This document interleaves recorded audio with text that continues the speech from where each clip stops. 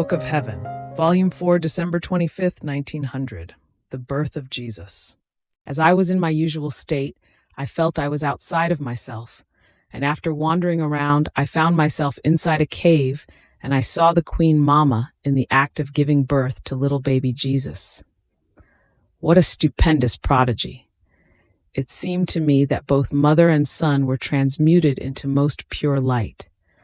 But in that light, one could see very well the human nature of Jesus containing the divinity within itself and serving as a veil to cover the divinity, in such a way that, tearing the veil of the human nature, he was God, while covered with that veil, he was man.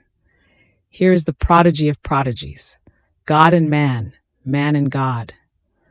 Without leaving the Father and the Holy Spirit, because true love never separates, he comes to dwell in our midst, taking on human flesh. Now it seemed to me that mother and son, in that most happy instant, remained as though spiritualized, and without the slightest difficulty Jesus came out of the maternal womb, while both of them overflowed with excess of love. In other words, those most pure bodies were transformed into light, and without the slightest impediment, light Jesus came out of the light of the mother, while both one and the other remained whole and intact, returning then to their natural state. But who can tell the beauty of the little baby, who at the moment of his birth transfused also externally the rays of the divinity? Who can tell the beauty of the mother, who remained all absorbed in those divine rays? And Saint Joseph? It seemed to me that he was not present at the act of the birth, but remained in another corner of the cave, all engrossed in that profound mystery. And if he did not see with the eyes of the body, he saw very well with the eyes of the soul, because he remained enraptured in sublime ecstasy. Now, in the act in which the little baby came out to the light, I would have wanted to fly and take him in my arms, but the angels prevented me, telling me that the honor of holding him first belonged to the mother. Then the most holy Virgin, as though stirred, returned into herself, and from the hands of an angel received her son into her arms. In her ardor of love, she squeezed him so tightly that it seemed that she wanted to enclose him into her womb again. Then, wanting to give vent to her ardent love, she placed him at her breast to suckle.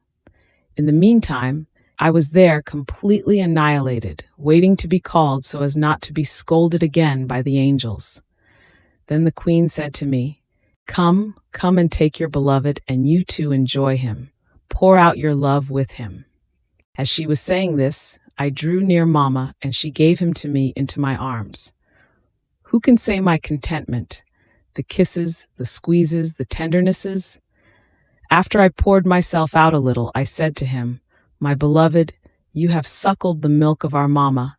Share it with me." And he, all condescending, poured part of that milk from his mouth into mine, and then he told me, "My beloved, I was conceived united to suffering. I was born to suffering, and I died in suffering. And with the 3 nails with which they crucified me, I nailed the 3 powers, intellect, memory, and will, of those souls who yearned to love me, keeping them all drawn to myself, because sin had rendered them infirm and dispersed from their Creator without any restraint." As he was saying this, he gazed at the world and began to cry over its miseries. On seeing him cry, I said, "Lovable baby, do not sadden with your tears a night so happy for one who loves you. Instead of pouring ourselves out in crying, let us pour ourselves out in singing." And as I said this, I began to sing. Jesus was amused at hearing me sing, and he stopped crying, and completing my verse, he sang his own, with a voice so powerful and harmonious that all other voices disappeared at the sound of his most sweet voice. After this, I prayed to baby Jesus for my confessor, for those who belong to me, and lastly, for everyone, and he seemed all condescending. At that moment, he disappeared from me, and I returned into myself.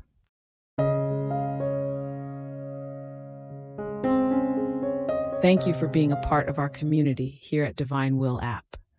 If you enjoy listening to Jesus' lessons on how to live in the divine will, please give this video a thumbs up.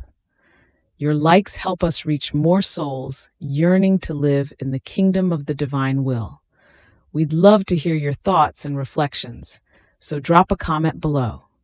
Your insights not only enrich our community, but also inspire others on their spiritual journey. And don't forget to subscribe to our channel. By joining us, you're helping to spread the news of the kingdom of the divine will, so that together we can bring His kingdom to reign on earth as it is in heaven. In the divine will, always.